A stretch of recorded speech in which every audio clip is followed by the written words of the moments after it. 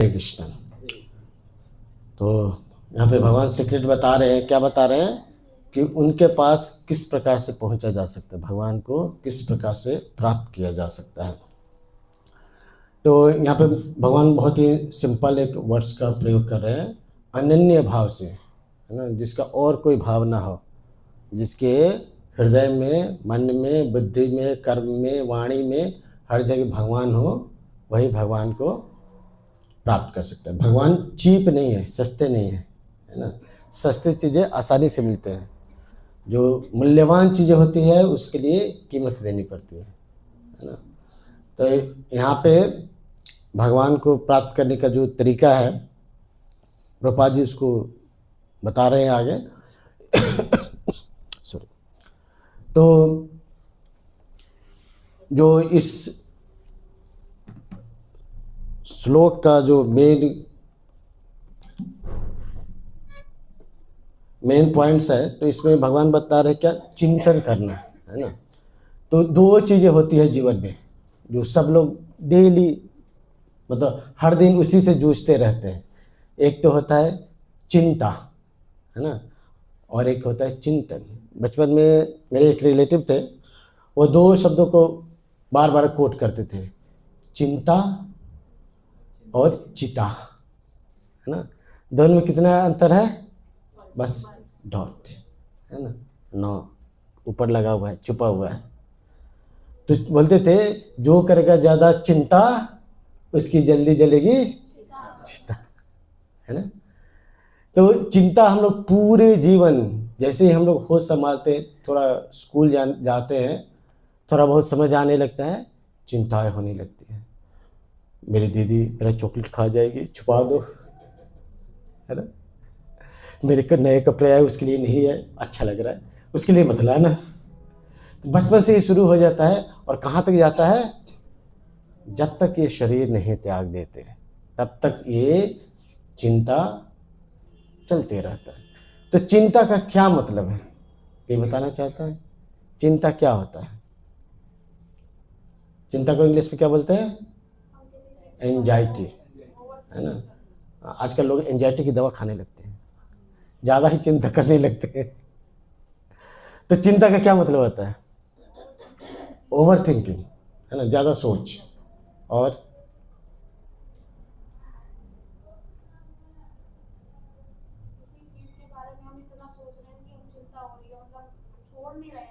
हाँ हाँ, तो दो चीज़ों का हमें डर होता है। अच्छा, ये सिग्नल है कि अपने अपने मोबाइल को साइलेंट में कर लीजिए, है ना। तो जिस चीज़ के पास मोबाइल है निकालिए, और अलग अलग होता है ना। चिंता का रिजल्ट हमेशा दुख भरा ही होता है, उसमें सुख नहीं आता, है ना। लास्ट में जा कर के उसका रिजल्ट कैसा होता है, दुख से ही भरा होता है। लेकिन चिंतन का रिजल्ट क्या होता है, अंत उसका कैसा होता है, सुखमय होता है ना। उसमें लॉस नहीं होता, चिंता में लॉस होता है ना। लॉन्ग टर्म में जब देखते हैं तो जो अंतिम परिणाम होता है दोनों का बिल्कुल अलग होता है ना? चिंता हमें दुखों से भर देता है, और चिंतन हमें इस भौतिक धरा से ऊपर लेके चला जाता है ना। तो चिंता हर व्यक्ति को है, चाहे छोटा बच्चा हो, बड़ा बच्चा हो, है ना। जिसने भी शरीर धारण किया है उसको चिंता है, चाहे वो चींटी हो या ब्रह्मा जी हो, चिंता सबको होती है। एक बार एक साधु जंगल से जा रहे थे, है ना। तो जंगल से जा रहे थे, एक पेड़ के नीचे से जा रहे थे, तो उनके ऊपर गर्म पानी गिरा, गर्म पानी की कुछ बूंदें आई। तो देखे क्या, गर्म पानी कहाँ से आ गया जंगल में। तो ऊपर देखे क्या, एक कौवा बैठ करके रो रहा था। तो साधु ने पूछा कौवे से कि तुम क्यों रोते हो। बोला महाराज ये भी कोई ज़िंदगी है, काला हमेशा ही काला रहता हूँ, कोई कलर ही नहीं है, एक ही कलर है काला। जिसके घर में जाता हूँ उड़ा देता है मार के, काँव काँव करते रहता है, सब बोलते हैं ये भी कोई ज़िंदगी है।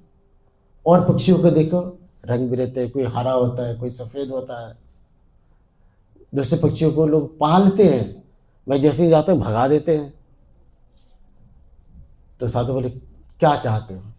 बोला कि मुझे ना कबूतर बना दीजिए, है ना, फिर फिल्मों में आऊँगा कबूतर जा जा, है ना, कबूतर बना दीजिए।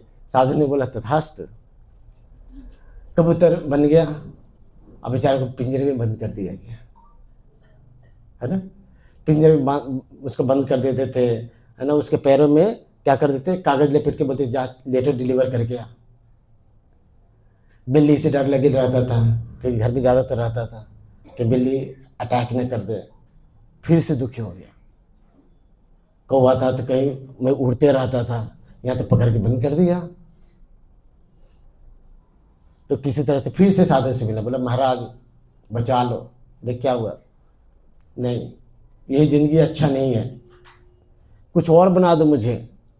बोला क्या बनना चाहते? बोला तोता बना दो, तोता, मिट्ठू मिट्ठू बोलते रहूँगा, है ना। तो ऋषि ने बोला तथास्तु। बेचारा तोता बन गया। अब तोता बन गया, उड़ते रहता, पैर में बैठ जाता तो पता नहीं चलता कि पत्ता है या तोता है। जहाँ जाता लोग उसको लाल मिर्ची देते, खा लो मिट्ठू। यही इसकी ज़िंदगी हो गई। फिर कोई उसको पकड़ के पिंजरे में डाल देता, फिर से दुखी होने लगा। ये कैसा ज़िंदगी है? पैर में बैठ जाता हूँ तो पता नहीं चलता तोता है या पत्ता है। फिर से साधु के पास गया, बोला महाराज ये ज़िंदगी अच्छा नहीं है। लोग पकड़ पकड़ के मिर्ची खिला देते, बोलते मिट्ठू बोल मिट्ठू। तो बोला क्या चाहते हो? बोला मोर बना दो, पंख होगा, नाचूंगा, कितना आनंद आएगा, रंग बिरंगा रहता है। ऋषि ने बोला तथास्तु। तो मोर बन गया, और मोर बन गया नाचने लगा। वाह क्या जिंदगी मिला है। नूडल्स खाने लगा, है ना, सांप को पकड़ पकड़ के खाने लगा। अब मोर तो बन गया, नाचने भी लगा, आनंद भी आने लगा, लेकिन डर बढ़ गया, है ना, क्योंकि शिकारी आते थे, पकड़ के ले जाते थे, मार देते। तो एक बार ऐसे ही छुप के बैठा हुआ था, साधु के पास गया छुप के। बोला महाराज बहुत कष्ट है। बोला क्यों? बोला शांत हो जाइए, शांत हो जाइए। साधु को बोला क्या शांत हो जाइए? बोला क्यों? बोला सुनिए आवाज आ रहा है। क्या? ठक ठक चलने का आवाज आ रहा है। बोला देखो शिकारी आ रहा है, शिकार करेगा मेरा, कल मेरे दोस्त को मार के ले गया। ये कैसा जिंदगी है, छुप छुप के रहना पड़ता है, डर डर के रहना पड़ता है, तोता नहीं बनना है, अब मोर नहीं बनना है। तोता तो पहले बन गया था, मोर का भी जिंदगी अच्छा नहीं है। तो साधु बोले तू क्या चाहते हो? बोला समझ में नहीं आता क्या चाहता हूं। तो शरीर चाहे जो भी हो, चिंता तो रहेगा, और ये चिंता कब तक रहेगा? अनंत काल तक। जब तक शरीर रहेगा तब तक चिंता रहेगा। ये शरीर त्यागेंगे फिर से शरीर मिलेगा। एक नया शरीर हमारे लिए तैयार किया जा रहा है ना। चित्रगुप्त चित्र लेते हैं और गुप्त तरीके से रख देते हैं और डिजाइन करते रहते हैं अगला शरीर कौन सा होगा। जैसे ही शरीर में को त्यागेंगे, सोल को पकड़ के ले जाया जाएगा और नए वाले शरीर में डाल दिया जाएगा। जाओ, यही तुम्हारे कर्म के अनुसार तुम्हारा शरीर है। फिर से वही चिंताएं शुरू हो जाएगी। तो ये चिंता खत्म नहीं होगी, है ना। ये जो भौतिक संसार है, बताते हैं कैसा है, मकड़ी के जाल की तरह। सबने देखा होगा मकड़ी के जाल को, है ना। क्या इंजीनियरिंग होता है, इतना पतला हवा में लटके रहता है, देखने में इतना सुंदर लगता है, लेकिन कोई उसमें कीड़ा चला जाए, है ना, क्या होता है, उसमें फंस जाता है। फिर आती है मकड़ी आराम से, धीरे धीरे अपना ब्रेकफास्ट करती है, लंच करती है, डिनर करती है ना। वैसे ही हमारा जीवन है। इस भौतिक संसार के चकाचौंध में लगे रहते हैं, परिवार में, सोसाइटी में, देश में, है ना, पैसे में, गाड़ी में, ऑफिस में, बिजनेस में, और देखने में तो सुंदर लगता है, लेकिन पता नहीं जो ये काल है, जो दिन और रात, दिन में 12 घंटे और रात में 12 घंटे जीवन से खत्म कर देता है। और काल तेजी से दौड़ते हुए आ रहा है, पकड़ने के लिए। पकड़ेगा, ब्रेकफास्ट करेगा, लंच करेगा और डिनर करेगा। सब कुछ जितना कुछ कमाया था यहाँ पे सब कुछ रह जाएगा। जितनी भौतिक सुविधाएं अर्जित की थी सारा खत्म हो जाएगा। तो यहाँ की समस्याएं कैसी है? बरगद के पेड़ की तरह। पुराने बरगद का पेड़ आपने देखा होगा, कितनी टहनियाँ होती है? बहुत सारी। पता ही नहीं होता कि कहाँ से शुरू हो रहा है ये पेड़, कहाँ खत्म हो रहा है। बहुत बड़े बड़े होते हैं, 200-200 मीटर के पेड़ होते हैं, बहुत सारी शाखाएं हो जाती है। मुझे याद है बचपन में हमारे घर से थोड़ी दूर पे बरगद का पेड़ था। हम लोग जाकर के उसमें जो उसके छोटे छोटे टहनियाँ होती थी, लटके रहते थे जड़, उसको पकड़ के झूलते रहते थे। बाद में गए तो देखो मोटा हो गया, वो भी एक ट्रंक हो गया, है ना। तो ये भौतिक संसार ऐसे ही है, कहाँ शुरू होता है, कहाँ खत्म होता है, कहाँ पे हम फंस जाएंगे हमें कुछ पता नहीं है। इसलिए सावधान साधु सावधान। इसलिए हमें क्या चाहिए? हमें चाहिए कि अपने आप को अपने चिंता को चिंतन की तरफ लेकर के जाए, है ना। वहाँ पे भी एंजाइटी होते हैं। एक बार प्रभुपाद जी से किसने पूछा कि प्रभुपाद जी, यशोदा मैया ही भगवान की माता क्यों बनी, और कोई क्यों नहीं बना? तो प्रभुपाद ने बोला कि क्योंकि यशोदा मैया ने खरीदा है भगवान के लिए क्या? चिंता, है ना। भगवान के लिए उन्हें चिंता खरीदा है। हमने क्या खरीदा है? टीवी, फ्रिज, एसी, कूलर, पता नहीं क्या क्या खरीदा है। भगवान के लिए चिंता नहीं होता। भगवान को कब जगाएंगे, कब सुलाएंगे, क्या खिलाएंगे, कैसे सजाएंगे, कौन सा व्रत आ रहा है। जब व्रत आता है तो व्रत को ही ऐसे तोड़ देते हैं, पता नहीं। कार्तिक में क्या हाल था, कितने ने शुरू किया, कितने के बीच में खत्म हो गया। इन्होंने सोचा कि हम 5 रूल्स फॉलो करेंगे, लास्ट तक आते आते 1 बचा। क्यों? क्योंकि हम चिंता खरीदने को तैयार नहीं है, इसलिए हम भगवान के करीब नहीं जा पाते। तो ये इतना ज़्यादा मुश्किल नहीं है ना। इसके लिए हमें क्या चाहिए? संग चाहिए। कैसा? सत्य संग। सत्य मतलब भगवान, और संग मतलब भगवान का संग चाहिए। तो भगवान का संग कहाँ पे प्राप्त होगा? जहाँ पे भगवान के भक्त होंगे। बिना भक्त के भक्ति नहीं होती, और बिना भक्त के भगवान भी नहीं मिलते। ऐसा कोई उदाहरण नहीं है जहाँ पे किसी को भगवान यूं ही मिल गया, सोया था भगवान है, और बेटा चलो गोलोक चलो, क्या कर रहे हो इस संसार में, चलो। ऐसा नहीं होता। सबके जीवन में पहले कोई भक्त आया। प्रहलाद महाराज के जीवन में भी भक्त है, नारद मुनि। ध्रुव महाराज के जीवन में भी भक्त है। हमारे जीवन में भी कोई भक्त आया था, इसलिए आज हम यहाँ पे बैठे हैं। ऐसा नहीं सोए थे, सुबह का सपना सच हो जाता है। सुबह में सपना आया, अरे सेंटर खुल गया है, चलो चलो क्लास में चलते हैं। हुआ किसी के साथ? नहीं। कोई ना कोई भक्त आपको पकड़ के यहाँ तक लेके आया, तब आप आए। भले भक्त को आप रास्ते में देखे हो, बुक्स के माध्यम से देखे हो, लेकिन कोई ना कोई भक्त आपके जीवन में आया, तब आप यहाँ पहुँचे। और ये कंठी माला, तिलक, बीड बैग, गोपी ड्रेस, धोती कुर्ता लगा के जो मटक मटक के घूमते हैं, हम तो भक्त बन गए। भक्त बने नहीं हैं, भक्त जैसे दिखते हैं। थोड़ी से हमारे जीवन में परिस्थिति बदल जाती है, फिर पता चलता है हम कितने बड़े भक्त हैं। रूल्स रेगुलेशन की ऐसी धज्जियां उड़ाते हैं जैसे कभी फॉलो ही नहीं करते, बाद में रिग्रेट होता है क्या कर दिया।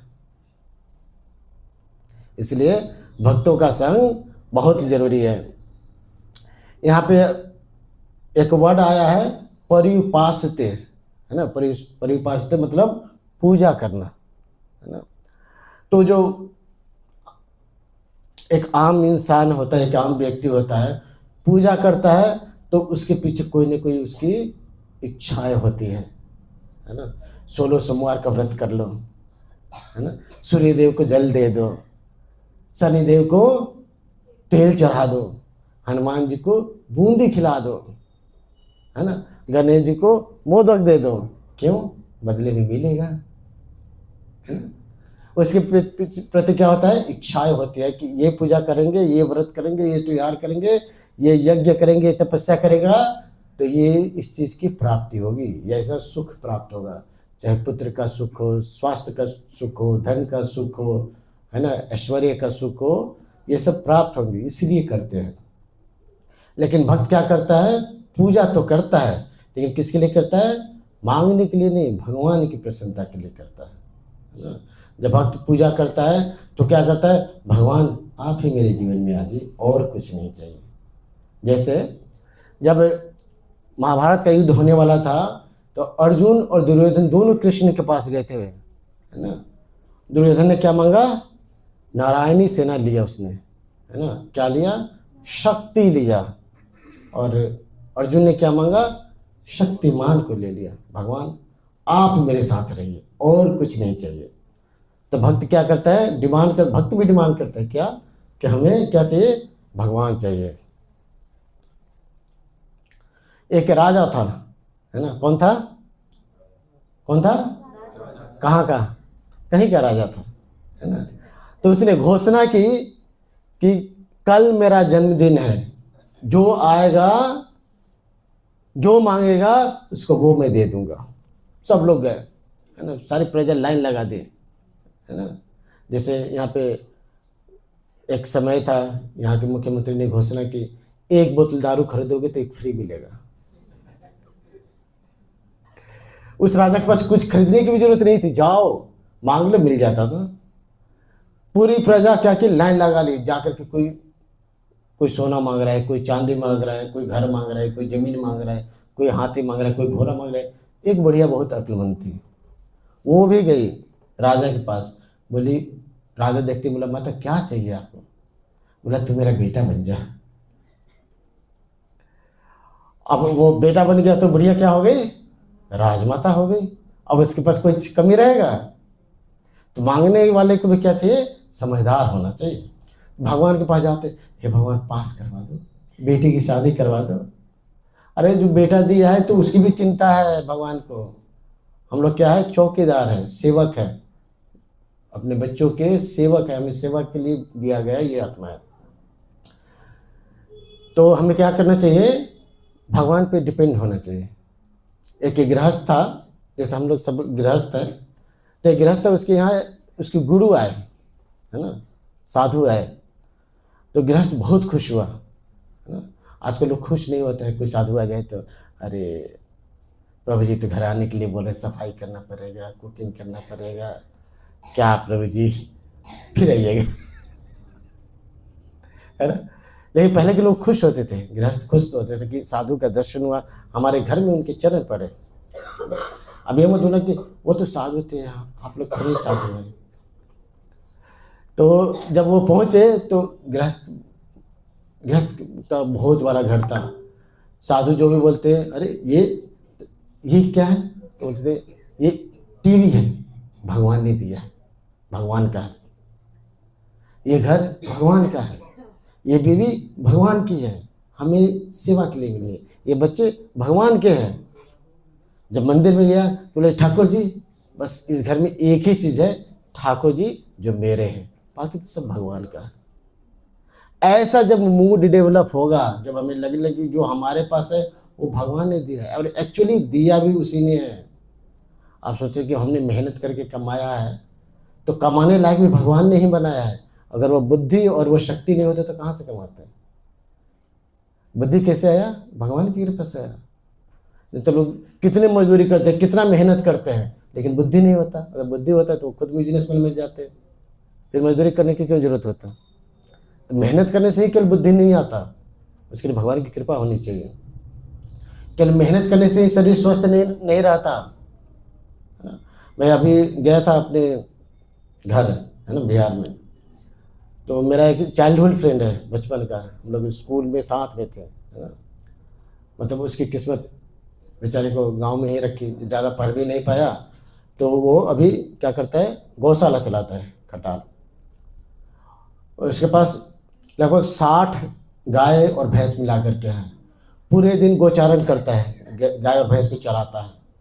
मतलब ऐसे शरीर, सुबह में 4:30-5 बजे उठना, पूरे दिन सर्दी बरसात गर्मी बाहर ही रहना, मेहनत करना, शारीरिक मेहनत। व्यायाम में मिला उससे तो उसका शरीर आधा हो चुका है। मैं बोला क्या हो गया तुमको? तो बोला शुगर हो गया। मुझे शौक लगा, ऐसे शरीर में भी शुगर होता है? शुगर लाइफस्टाइल डिजीज है। मैं बोला शुगर हो गया। बोला शुगर ही नहीं हुआ, जो हार्ट की आर्टरीज है 2 आर्टरीज ब्लॉक हो चुकी है। ये सारी बीमारियां तो हमें होनी चाहिए। जो हमारा लाइफस्टाइल है, इतना मेहनत करने वाले शरीर को हो जाता है। तो ऐसा नहीं है कि आप मेहनत करके शरीर को बचा सकते हो, ऐसा नहीं है। जो आपके कर्म है, भगवान की कृपा से आपका शरीर स्वस्थ रहता है। कर्म तो जो आवश्यक है ही शरीर को स्वस्थ रखने के लिए। लेकिन कहने का मेरा प्राय मतलब ये था कि हर चीज़ में भगवान की कृपा होती है, देखने का नज़र होता है ना। एक बार एक दोस्त ने एक दूसरे दोस्त को उधार दिया। बहुत लोग उधार देते हैं, फिर बाद में रोते हैं, वापस नहीं जाता है ना। बहुत लोगों के साथ हो जाता है। तो एक दोस्त ने दूसरे दोस्त को उधार दिया, कई महीने हो गए, मांगता नहीं था। कोई बात नहीं, दोस्त है दे देगा। महीने साल में कन्वर्ट हो गया, मांगता नहीं था। उसको पता चला कि जो जिसने कर्ज दिया था और जिसको कर्ज दिया था, तो जिसको कर्ज दिया था उसके घर में किसी का मृत्यु हो गया। तो गया तो देखा क्या, वो तो छटपटा छटपटा के चिल्ला के रो रहा है।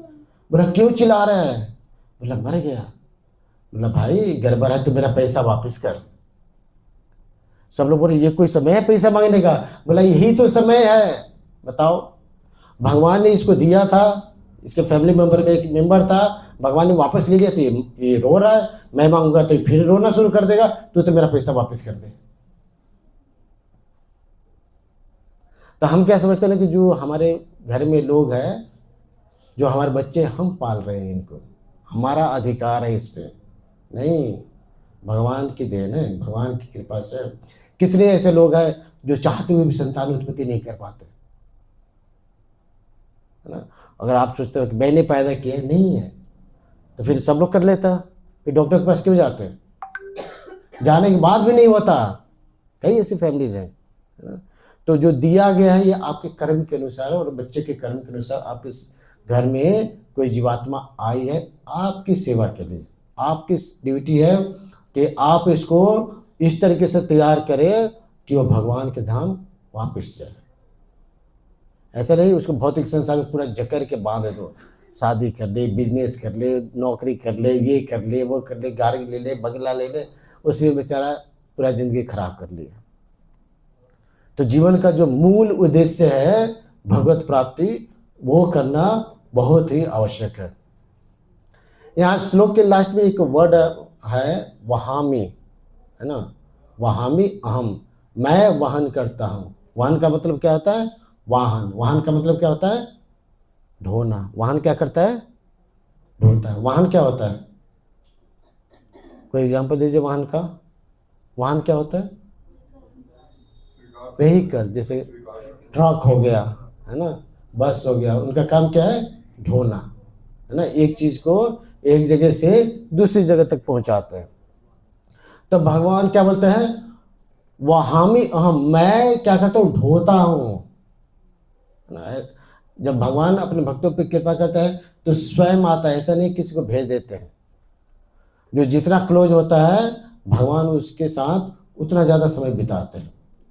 जैसे जब माता द्रौपदी का पूरे राज्यसभा में चीर हरण हो रहा था, तो वहाँ पे बचाने के लिए कौन आया?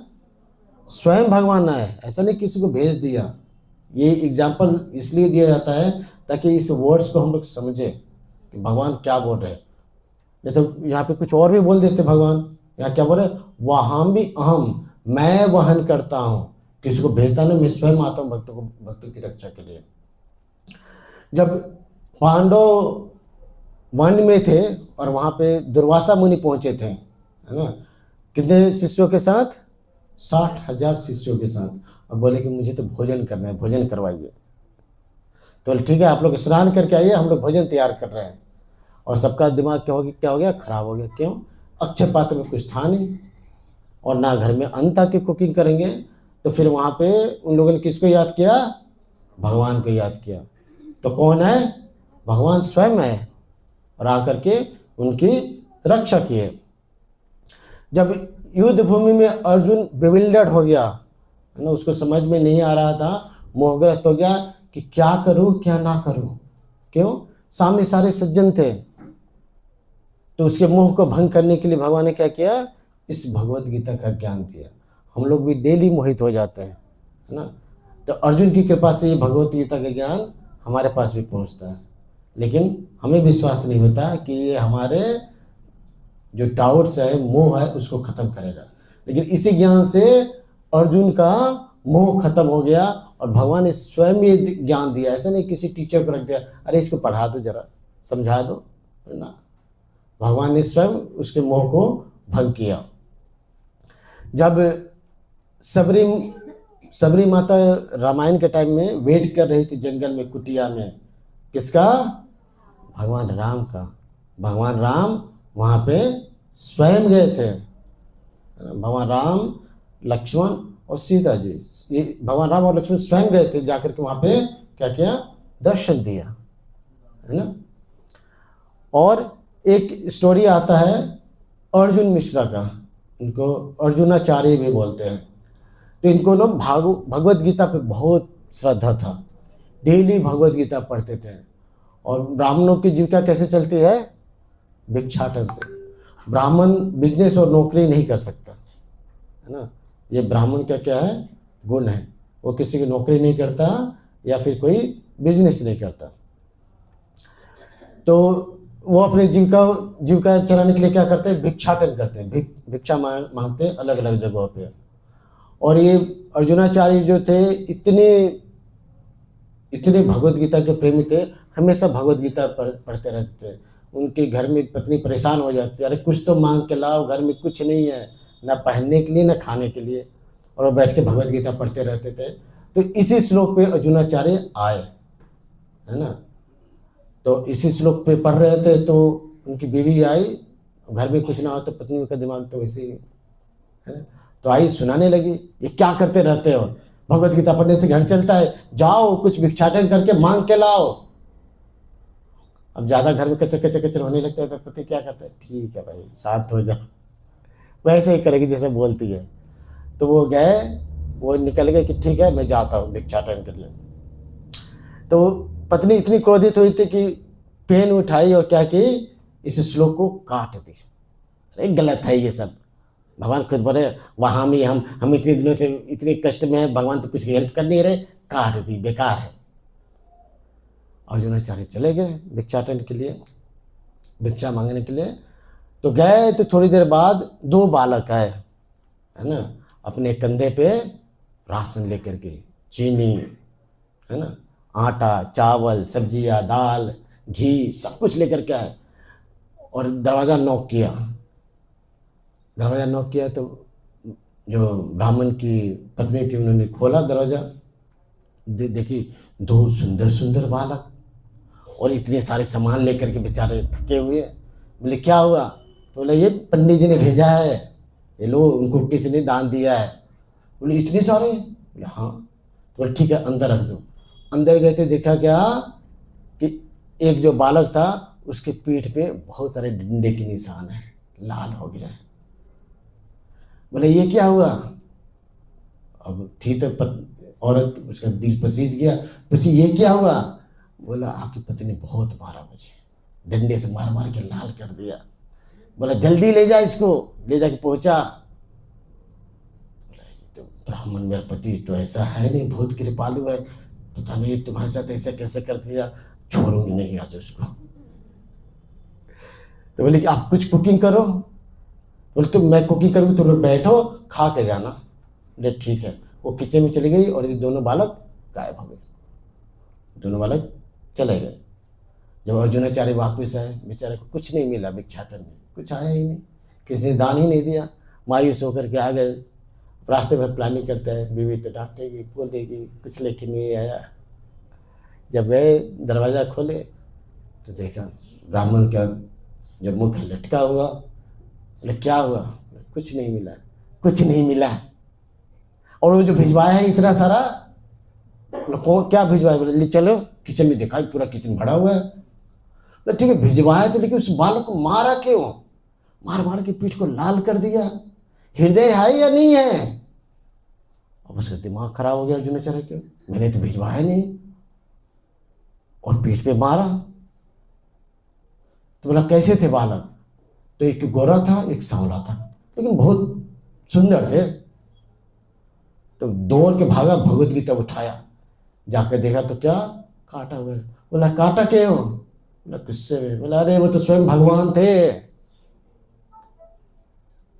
जो तुम्हारे श्रद्धा को मतलब विश्वास दिलाने के लिए आए थे। क्या? कि मैं वहन करता हूं, मैं भक्तों की रक्षा करता हूं। तो भगवान अलग अलग तरीके से क्या करते हैं, भक्तों का हेल्प करते हैं। एक बार एक कथा आता है जगन्नाथपुरी से, है ना। जगन्नाथपुरी में एक भक्त थे जिनका नाम था रघु, है ना। भगवान के बहुत ही खास मित्र थे, है ना। जगन्नाथ जी मंदिर से भाग जाते थे इनके, किस लिए? इनके साथ खेलने के लिए, और दोनों खेलते थे। एक बार भगवान जगन्नाथ आए और रघु को बोले, रघु कटहल खाने का मन कर रहा है। तो बोला कटहल खाने का मन कर रहा है तो कल मैं राजा से मांग के ला के आपको दे दूंगा, खा लेना। बोले नहीं नहीं अभी खाने का मन कर रहा है, देखो कितना अच्छा सुगंध आ रहा है। तो बोला अभी तो चोरी करना पड़ेगा। तो बोला मुझे चोरी तो बहुत पसंद है, कितनी माखन चोरी कर करके खा गया। तो बोला एक काम करता हूँ, तुम ऊपर चढ़ जाओ। भगवान जगन्नाथ बोल रहे हैं रघु को, तुम ऊपर चढ़ जाओ और तुम कटहल तोड़ के फेंकना, मैं कैच कर लूंगा, कि मेरे पास फिंगर तो है नहीं, हाथ है, वो रोक लूंगा। रघु तो डरा, बोले पक्का भागोगे तो नहीं? नहीं नहीं नहीं तुम चलो, पका हुआ फेंकना। ऊपर चढ़ा, इतना बड़ा कटहल पका हुआ तोड़ा और फेंका। बोला पकड़ लोगे ना? बोला हाँ पकड़ लूंगा। वो फेंका, जगन्नाथ जी पीछे हट गए, धड़ाम से आवाज आया, जगन्नाथ जी भाग गए। क्यों? अब माली आएगा। माली दौड़ते हुए आया, अरे इतना बड़ा कटहल कैसे गिर गया? ऊपर देख रहे, रघु ऊपर क्या कर रहा है? कटहल चोरी करने आया था। अरे मांग लेता, एक के बदले 10 ले जाता। बोला नहीं नहीं नहीं मैं अपनी मर्जी से नहीं आया, कोई मुझे लेके आया। नहीं अब तो ले जाना पड़ेगा राजा के पास। उसको राजा के पास ले गए। तो रघु ने राजा को स्टोरी सुनाई। राजा को रघु के बारे में पता था, ये तो शुद्ध भक्त है। बोला कोई बात नहीं जाओ, उसको छोड़ दिया। ऐसे ही भगवान जगन्नाथ के साथ रघु की क्या चलता रहा, प्रेम बढ़ते रहा। एक बार रघु बहुत बीमार हो गया, बहुत ज़्यादा बीमार, ऐसा बीमार कि बिस्तर पे ही मलमूत्र त्यागने लगा। अब बिस्तर पे मलमूत्र त्यागने लगा, खेलने जाए ना तो ऐसे ही मतलब ऑलमोस्ट बेहोश सा रहता था। तो दिन भर मलमूत्र त्यागता था, रात में क्या होता था, कोई आता था उसका मलमूत्र साफ करता था, कपड़े चेंज करता था और चला जाता था। जब 2-3 दिन हो गए तो बोला ऐसा कौन है जो आकर मेरा मलमूत्र त्याग करता है, आज रात में सोऊंगा नहीं, जगा रहूंगा। रात हुआ, कोई आया, चेंज करने लगा, उसने हाथ पकड़ लिया, अरे जगन्नाथ जी आप भगवान हो कि ये क्या कर रहे हो? बोला तुम भी तो मेरी सेवा करते हो, अब मेरा बारी है। अरे आप तो भगवान हो, चाहते तो मुझे ठीक कर सकते हो ना, ये करने की क्या जरूरत है? नहीं ये तुम्हारा कर्म है, ये तो तुम्हें भोगना पड़ेगा, मैं सहायता करूंगा। तो भगवान भक्तों की सहायता करते हैं, है ना। कर्म को काटने में भी भगवान भक्त की सहायता करते हैं। भक्त जितना बेयर कर सकता है भगवान उतना ही रिएक्शन देते हैं, ताकि वो उसको आसानी से झेल सके। जब हम चिंता लेते हैं भगवान के लिए, जब मटेरियल चीज़ों के लिए चिंता लेते हैं तो हमें दवा करानी पड़ती है, दवा खानी पड़ती है ना। लेकिन जब भगवान के लिए चिंता लेते हैं तो वो चिंता क्या होता है, धीरे धीरे प्रेम में कन्वर्ट हो जाता है, उसी चिंता से सुख आने लगता है। जैसे अभी आप लोग काफ़ी सारे डिवोटी 15-16 अक्टूबर को गए थे, कहाँ पे, गिरिराज जी की परिक्रमा करने के लिए। पहले से सोचे थे 21 किलोमीटर कैसे करेंगे, ना, पैर सूज जाता है, दर्द होता है। चलो करते हैं। कितने लोगों के पैर में दर्द हुआ है ना, चोटें भी लगी कई लोगों को, है ना, कांटे भी चुभ जाते हैं, लेकिन उसमें आनंद आता है या नहीं आता है? आता है ना। स्पिरिचुअल चीजों में कष्ट होता है, लेकिन उसका आनंद ही कुछ और होता है, वो किसी और चीज से कंपेयर नहीं होता। और जब 21 किलोमीटर की परिक्रमा पूरी होते हैं, राधा कुंड पहुंचते हैं, तो लगता है युद्ध ही जीत लिया। कुछ लोग तो सोचते अब यहीं पे समाधि बना तो हो गया। मतलब जैसे तैसे राधा कुंड पहुंचते तो प्रभु जी अब तो रहने दो, हो गया। लेकिन उसके बाद जो आनंद आता है, ये एक एग्जाम्पल है, ट्रेलर है ना। अभी बुक मैराथन आने वाला है, सब लोग प्लानिंग करेंगे, कहाँ से स्पॉन्सर करवाएं, कहाँ पे सेट करें, कहाँ पे बांटे, किसको पकड़ाए। लेकिन जब मैराथन खत्म होता है, जब स्कोर देखते हैं, तब अच्छा लगता है। प्रभुपाद जी बोला करते हैं कि बुक मैराथन इज रियल समाधि। समाधि में क्या होता है, व्यक्ति उसी के ऊपर मेडिटेट करते रहता है। और जब बुक डिस्ट्रीब्यूशन के लिए जाते हैं, तो वहाँ पे कुल कस्टमर दिखते हैं, किसको पकड़ा दी, कौन लेगा। उसमें कुछ और नहीं सोचता, क्या सोचता है, किसको देना है, किसको बताना है, किसको भगवत गीता के बारे में बताना है, किसको मंदिर बुलाना है। तो उसमें क्या होता है, कंप्लीट एब्जॉर्प्शन होता है। तो जो ये एंजाइटी है, स्पिरिचुअल एंजाइटी, यही हमारा प्रोग्रेस करवाता है। इस सेंटर में आप लोग देखेंगे कि कई लोगों की सेवाएं हैं। कुछ लोग मतलब पूरा उनको सेवा दे दो, भूल जाओ, वो सेवा होगा ही होगा। तो परेशानी सबको होता है, क्योंकि सबके जीवन में 24 घंटे हैं, सबके पास परिवार है, बच्चे हैं, लेकिन उसी में सब लोग, कुछ लोग बहुत ही एक्सपर्ट होते हैं, उसको बहुत ही इजीली मैनेज कर लेते हैं। फिर उनके जीवन को देखोगे, उनका जीवन परिवर्तित भी वैसे ही होता है। जो गोली देते हैं वो गोली की तरह निकल जाते हैं, जो करते हैं वो भगवान के नजदीक पहुंचते हैं। आपके सामने लोगों के जीवन परिवर्तन हो रहा है कि नहीं हो रहा है? सबको अपने बारे में तो पता होगा, दूसरे के बारे में पता हो ना हो। कुछ लोग तो ऐसे होते हैं, तो जी मेरा तो हालत खराब है, पता नहीं वो कैसे प्रोग्रेस कर रहे, देखिए ना कितना अच्छा माला कर लेता है, सेवा कर लेता है, मेरे से तो कुछ हो ही नहीं रहा। अब गोली देते हो तो अगर आपका प्रोग्रेस नहीं हो रहा है, भक्ति में मन नहीं लग रहा है, केवल और केवल आप उसके दोषी हो, क्योंकि आप प्रोसेस को फॉलो नहीं कर रहे हो। डॉक्टर मेडिसिन दे दिया, आप बोल रहे देखो दवा खा रहा हो, पीछे पीछे के पानी पी लिए, तो उससे काम नहीं होने वाला। आपको प्रोसेस को एक्सेप्ट करना ही पड़ेगा।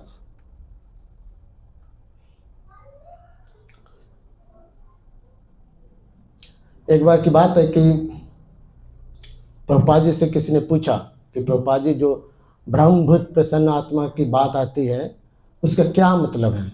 ब्रह्मभूत प्रसन्न आत्मा न सोचती न कांचती, तो इसको किस प्रकार से समझे? प्रभुपाद जी ने बहुत ही सुंदर रिप्लाई दिया कि जो व्यक्ति इस स्टेज पे आ जाता है, कौन से स्टेज पे? ब्रह्मभूत के स्टेज पे, मतलब आत्मा के लेवल पे आ जाता है, उसके लिए कुछ पाने के लिए और खोने के लिए दोनों ही चीज़ें नहीं रहती। क्योंकि वो समझ जाता है क्या, जो दिया है, जो मिला है, वो भी भगवान का है, और जो गया वो भगवान ने वापस ले लिया, है ना। तो ये कौन सा स्टेज है? ये प्रेम भक्ति का स्टेज है। यहाँ पे पहुँच करके अपना कुछ नहीं होता, सब कुछ किसका हो जाता है? भगवान का हो जाता है। उस स्टेज को, उस मूड को प्राप्त करना मुश्किल है ना। उसके लिए आपको प्रोसेस को एक्सेप्ट करना ही पड़ेगा। दूसरा कोई शॉर्टकट नहीं है, जन्मघट्टी की तरफ पिला नहीं सकते, आपको उसी प्रोसेस से जाना पड़ेगा।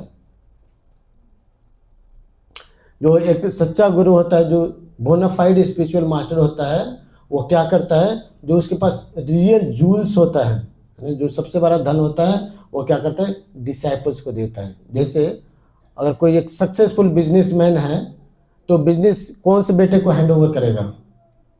अगर उसके पास 4 बेटे हैं, चारों की कैपेसिटी अलग अलग है, तो जो बिजनेसमैन है वो अपना सक्सेसफुल बिजनेस किसको देगा? सबसे योग्य व्यक्ति को, जो सबसे ज़्यादा जिम्मेदारी लेता हो, जो चीज़ों को समझता हो, जो क्वालिफाइड हो, उसी को देता है। उसी प्रकार जो स्पिरिचुअल मास्टर होते हैं, जो गुरु होते हैं, जो कृष्ण भक्ति होती है, जो कृष्ण भक्ति का प्रोसेस होता है, उस बताते तो सबको है, लेकिन धारण वही कर पाता है जो क्वालिफाइड होता है। जैसे भक्ति सिद्धांत सरस्वती ठाकुर महाराज जब प्रभुपाद जी को राधा कुंड पे मिले तो उनको प्रभुपाद जी को बोला क्या कि बुक्स छापो और बांटो, print the book and distribute the book, यही उपदेश दिया। बाकी शिष्यों को माला अच्छे से करो, मंदिर बनाओ, साधना अच्छे करो। और प्रभुपाद जी सोचते मेरे गुरु जी सटिया तो नहीं गए, क्या हो गया इनकी बुद्धि को, सबको तो कुछ और बोलते, मुझे कुछ और बोलते, मुझे क्या नकारा समझ रखा है। नहीं, स्पेशल मर्सी है ये, है ना। सबसे क्वालिफाइड व्यक्ति को सबसे मूल्यवान चीज दिया जाता है, और प्रभुपाद ने उसको हृदय में धारण किया। पूरे जीवन उन्होंने क्या किया, बुक्स लिखे और बंटवाए पूरे जीवन तक। इसलिए आज प्रभुपाद जी इतनी सक्सेसफुल हुए। क्यों? क्योंकि उन्होंने गुरु की वाणी को धारण किया। तो हमारा भी कर्तव्य वही है, जो प्रभुपाद जी ने दिखाया सिखाया उसी को एक्सेप्ट करें और फॉलो करें। प्रभुपाद ने जो पूरे जीवन किया वही उन्होंने अपने डिसाइपल को दिया, जो हमारे प्रिय गुरुदेव हिजोनिस गोपाल कृष्ण गोस्वामी महाराज है। उनको बोला जाता है कि प्रभुपाद जी के यस मैन थे ना। प्रभुपाद जी के लगभग 10,000 शिष्य थे, उसमें से कुछ शिष्य महत्वपूर्ण थे, क्योंकि वो महत्वपूर्ण सेवाएं करते थे, है ना। तो जो बुक डिस्ट्रीब्यूशन का मूड था प्रभुपाद जी का, वही मूड हमारे गुरु महाराज के पास था, और वही उन्होंने आगे ट्रांसफर किया, है ना। इसलिए लगभग हर साल दिल्ली टेम्पल बुक मैराथन में नंबर 1 आता है। लगभग 4 से 5 लाख भगवद गीता एक महीने में डिस्ट्रीब्यूट होता है इस बुक मैराथन में। तभी वो बुक मैराथन आ गया है ना। आज मंदिर में यज्ञ हो गया, ऑफिशियली इसका इनॉग्रेशन हो गया। आप लोग अब बुक्स भरिए बैग में और बांटिए। स्पेशल मर्सी के लिए स्पेशल कार्य करना पड़ता है ना। तो हमारा दायित्व है, जो प्रभुपाद जी ने किया, जो हमारे गुरु ने किया, उसी मूड को एक्सेप्ट करें। ऐसा नहीं जी प्रभु जी हमें तो माला करने में अच्छा लगता है, रजाई में घुस जाओ, हरे कृष्ण हरे कृष्ण हरे कृष्ण हरे कृष्ण हरे कृष्ण करते रहो। तो इससे हम लोग क्वालिफाइड ही नहीं बढ़ेंगे, इससे हमारा चिंता बढ़ेगा, चिंतन नहीं बढ़ेगा, है ना। तो जिस रास्ते पे आचार्य गए हैं उसी रास्ते को हमें फॉलो करेंगे तो हम भी वहीं पहुंचेंगे। कहाँ पहुंचेंगे? जहाँ आचार्य गए हैं। कहाँ गए हैं? भगवत धाम। ये रास्ता सीधा वहीं जाता है, न इधर मस्जिद मोठ जाता है, न इधर मदरगिर जाता है, सीधा इष्टव कैलाश जाता है ना। तो हमें आचार्यों को फॉलो करना पड़ेगा। जब इनिशियल डेज में वृंदावन और मायापुर का मंदिर का कंस्ट्रक्शन हो रहा था, है ना, तो लगभग 1980 के आसपास, जैसे प्रभु जी है पूर्णचंद प्रभु, रामनारायण प्रभु जी, सुचंद प्रभु, इनको आइडिया होगा। मेरा जो होम सिटी का घर है वो भी पापा ने 1980 में बनवाया था। उसमें सरिया और सीमेंट दोनों मिलना मुश्किल कार्य था, नहीं मिलता था जल्दी, ब्लैक मार्केट से आता था या रिश्वत दे करके इसको परचेज किया जाता था। तो जब मंदिर के लिए सामान आता था तो क्या करते थे भक्त, जब गिराया जाता था उसको काउंट करते थे और रात में उसी के ऊपर सो जाते थे, कहीं चोरी ना हो जाए, उसको बचाने के लिए। खुला फील्ड है, अरे तो मंदिर बनना है थोड़ी है, बन रहा है तो क्या होगा, खेत होगा। वृंदावन का भी यही हालत था, मायापुर का भी यही हालत था। तो क्या करते, 4-5 भक्त उसी पे बिछा करके चादर वगैरह सो जाया करते थे। किसी ने फोटो खींच करके प्रभुपाद जी को भेज दिया, प्रभुपाद जी भक्त इतने सिंसियर हैं, बोला I don't want to see this picture, build the temple, मंदिर बनाओ, ये फोटो मत भेजो। तो आचार्य क्या करते हैं, गुरु का काम होता है भारी। गुरु कैसे होते हैं? भारी होते हैं। हमारे ऊपर अगर भारी नहीं होंगे तो हमारा प्रोग्रेस नहीं होगा। तो क्या करते हैं आचार्य, क्या करते हैं गुरु, क्या करते हैं, फोर्स डालते हैं, पुश करते हैं आगे बढ़ने के लिए। तो अगर हम उस फोर्स को अगर एक्सेप्ट करते हैं तो हम आगे बढ़ेंगे, अगर साइड हो जाएंगे तो फिर हम वहीं पे लटक जाएंगे, है ना। तो इसको हमें क्या करना चाहिए, एक्सेप्ट करना चाहिए।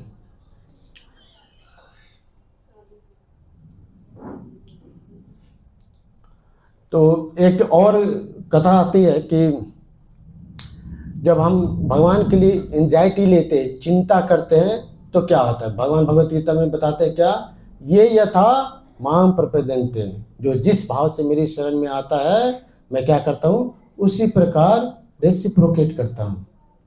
जैसे माधवेंद्रपुरी शुद्ध भक्त थे, है ना, और परिवर्जकाचार्य थे, अलग अलग जगह पे घूम के प्रचार करते थे।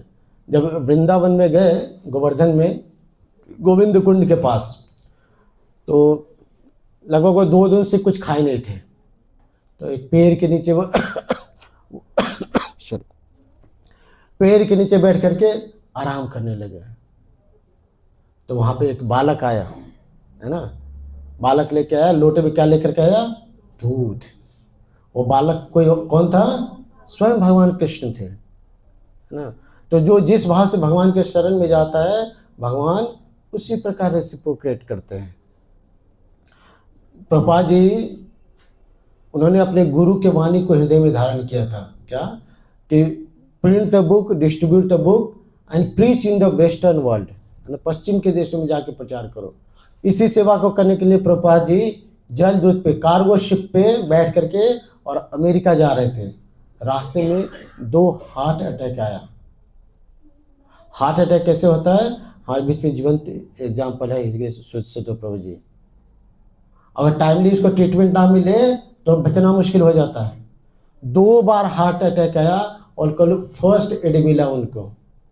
कार्गो शिप पे क्या मिलेगा? ऑपरेशन थिएटर थोड़ा ही होता है। और 2 हार्ट अटैक को उन्होंने क्या किया? सरवाइव किया, है ना। तो जब दूसरा हार्ट अटैक आया तो प्रभुपाद जी को लगा कि अब मेरा जीवन नहीं बचेगा। बहुत मायूस हुए कि मैं अपने गुरु के कार्य को सिद्ध नहीं कर पाया, है ना। तो रात में जब सोए तो भगवान ने दर्शन दिया। भगवान कृष्ण स्वयं आए, क्या बोले?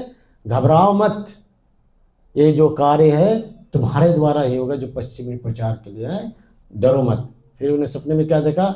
भगवान कृष्ण स्वयं उस शिप को खींच के लेके जा रहे अमेरिका की तरफ। और हुआ भी ऐसे ही, है ना। 1 साल के अंदर जो उनको रिकॉग्निशन मिला प्रभुपाद जी को, जो उन्होंने प्रचार किया, आगे लगभग 11 सालों तक प्रचार किया। 11 साल में 14 बार पूरी पृथ्वी की परिक्रमा कर ली प्रभुपाद जी ने, और 108 मंदिर बना दिए। 5 साल हो गए हमारे पास कोई सेंटर है, इसमें हम लोग परेशान हैं। 11 साल में 108 मंदिर, है ना।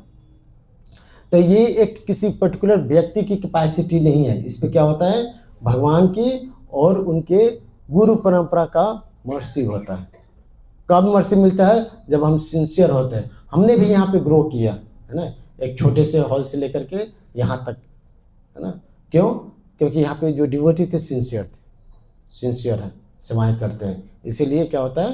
प्रोग्रेस होता है, पर्सनल लाइफ में भी और सोशल लाइफ में भी। एक बार रघुनाथ दास गोस्वामी जप कर रहे थे, कहाँ पे? राधा कुंड पे, है ना। बहुत धूप था, धूप में बैठ करके वो कहीं पे भी बैठ जाते थे, उनको वेदर से कोई फर्क नहीं पड़ता था, है ना। जब आप भक्ति में पूरे लीन हो जाते हो, आसपास क्या चल रहा है कुछ पता नहीं चलता। वो धूप में बैठ करके जप कर रहे थे, बहुत कड़क धूप था, है ना, बैसाखी जेठ का महीना। तो इतना कड़क धूप था कि पैर रखना भी मुश्किल था। तो जप कर रहे थे, तो कुछ समय बाद क्या देख रहे हैं कि छाँव है, कोई अपना आंचल सिर पे रखा हुआ है। कौन था? स्वयं राधा रानी थी। एक बार ऐसे ही जप कर रहे थे, देखा क्या? शेर आया हुआ है और शेर को कोई भगा रहा है, स्वयं भगवान कृष्ण भगा रहे थे। ये चीज़ जब देखा सनातन गोस्वामी ने, तो सनातन गोस्वामी को बहुत क्रोध आया। फिर उन्होंने रघुनाथ दास गोस्वामी को बोला कि आप क्या कर रहे हैं? राधा रानी से, भगवान कृष्ण से सेवा ले रहे हो?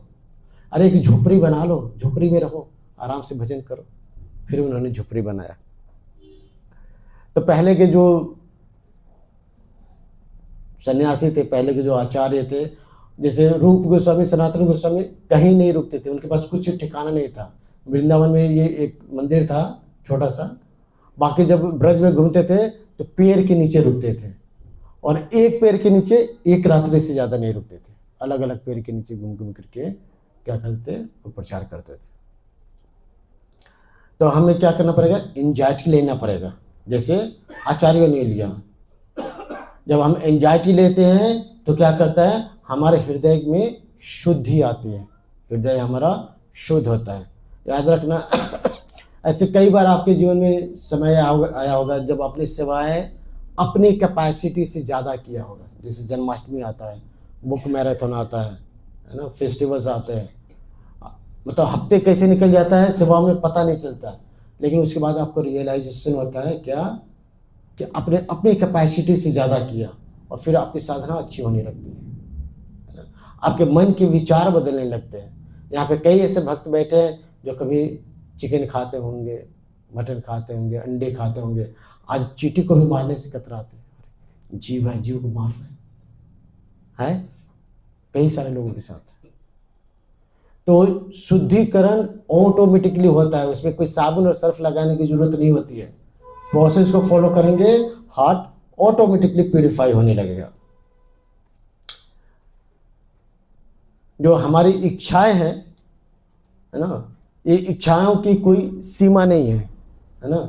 जैसे नदी में तरंगे आती है, नदी या समुद्र में, नदी में आपने देखा होगा, नदी में तरंगे आती है कितनी बार आती है, कितनी तरंगे होती है, कितने वेव्स आते हैं, 2, 3, 4, 100, कितने, काउंटलेस, अनगिनत होता है। उसी प्रकार हमारी इच्छाएं अनगिनत है। आप सोचिए, बचपन से कितनी इच्छाएं हमने की, क्या आगे नहीं करेंगे, करते रहेंगे। ये इच्छाएं चलती रहेगी।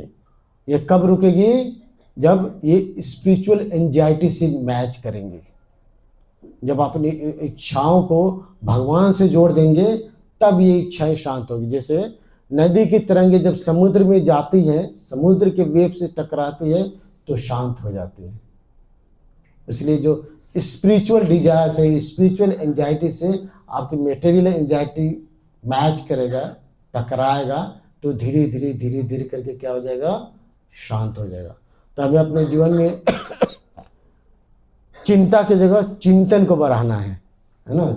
चिंतन मतलब स्पिरिचुअल एंजाइटी, उसको बढ़ाना है। जब वो बढ़ेगा, हमारी मेटेरियल एंजाइटी धीरे धीरे धीरे धीरे खत्म होने लगेगा, हार्ट प्यूरिफाई होने लगेगा, और धीरे धीरे हम लोग भगवान के नज़दीक पहुंच जाएंगे। और एक समय ऐसा आएगा कि हम भी भगवत धाम जाने के अधिकारी हो जाएंगे, है ना। तो यहाँ भगवान क्लियरली बता रहे हैं कि जो भक्त को रिक्वायर्ड होता है, भगवान उसका सप्लाई करते हैं, और जो रिक्वायर्ड नहीं होता है उसको साफ भी करते हैं, ऑपरेशन की तरह, है ना। तो आपके जीवन में लगता है, आपको लगता है कि ये रिक्वायर्ड है, अगर भगवान को लगता है कि नहीं, इसको हटाना पड़ेगा, नहीं तो भक्ति में प्रोग्रेस नहीं करेगा, तो भगवान उसको साफ कर देंगे। जैसे एक बच्चा जब दुकान पे जाता है, तो मान लो अगर 10 रुपये लेके गया, और दुकानदार से वो बोले ब्लेड दे दो, तो ब्लेड दे देगा, चॉकलेट दे दो, चॉकलेट दे देता है, सिगरेट पकड़ा दो, सिगरेट भी दे देगा, उसको भी सेल करने से मतलब है। लेकिन वही बच्चा जब फादर से मांगेगा, पापा मुझे ब्लेड दे दो, नहीं नहीं नहीं, हाथ काट लेगा, शार्पनर ले लो। तो बच्चों को क्या रिक्वायरमेंट है, ये फादर को अच्छा पता है, उसका भला क्या है, बुरा क्या है, पापा को अच्छे तरीके से पता है। उसी प्रकार भक्त को क्या चाहिए, ये भगवान को ज़्यादा पता है। तो आपके जीवन में जो आता है उसको स्वीकार कीजिए, जो नहीं आता उसके लिए परेशान मत होइए, क्योंकि जो चीज़ें आई है वो चली भी जाएगी, और जो आता है तो भगवान का धन्यवाद कीजिए कि उन्होंने दिया, और अपने आप को चौकीदार की तरह रखिए, है ना, कि जो आया है उसकी चौकीदारी करनी है, मालिक नहीं बनना है। और जो चला जाए तो सोचे चलो झंझट से मुक्ति मिली, अब ज़्यादा भजन के लिए टाइम मिलेगा। इस मूड को प्राप्त करना आवश्यक है, टाइम लगेगा, लेकिन एक दिन आएगा। जब आएगा तो लाइफ बिल्कुल पीसफुल हो जाएगा, भजन में ज़्यादा मन लगेगा, फिर भौतिक संसार और आध्यात्मिक संसार में ज़्यादा फर्क नहीं लगेगा, क्योंकि यहाँ पे भी सारी चीज़ें लगेगा भगवान का है ना। ठीक है, तो यहीं पे अभी विराम करते